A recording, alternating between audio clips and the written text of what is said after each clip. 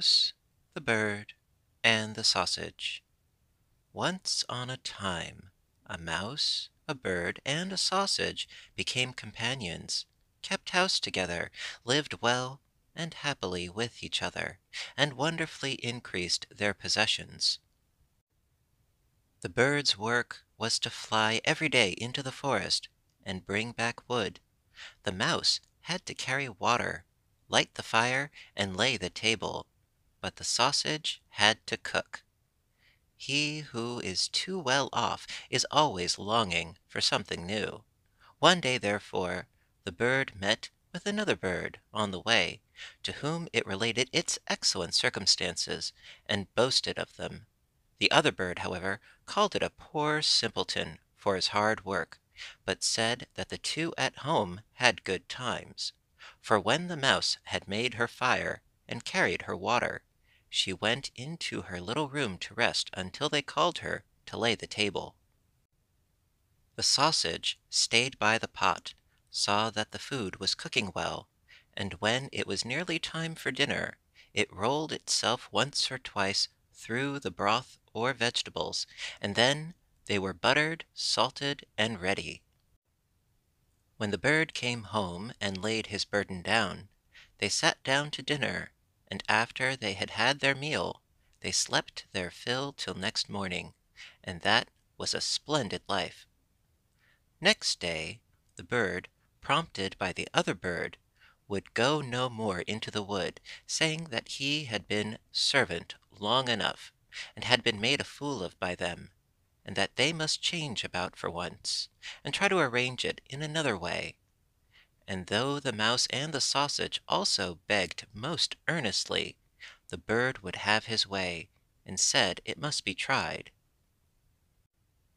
They cast lots about it, and the lot fell on the sausage, who was to carry the wood. The mouse became cook, and the bird was to fetch water. What happened? The little sausage went out towards the wood. The little bird lighted the fire. The mouse stayed by the pot and waited alone until the little sausage came home and brought wood for next day. But the little sausage stayed so long on the road that they both feared something was amiss, and the bird flew out a little way in the air to meet it.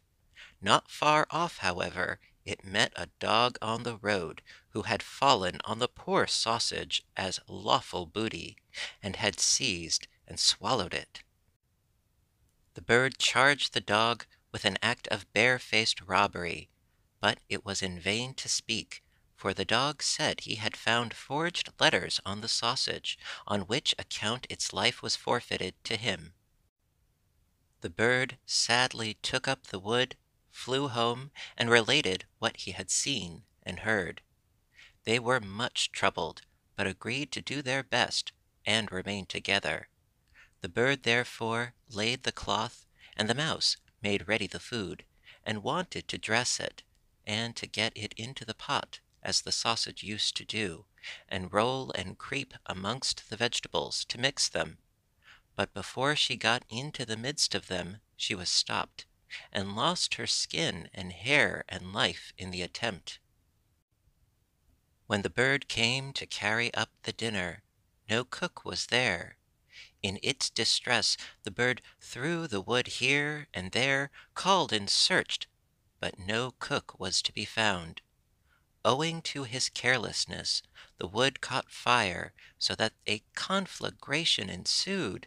The bird hastened to fetch water, and then the bucket dropped from its claws into the well, and he fell down with it, and could not recover himself, but had to drown there.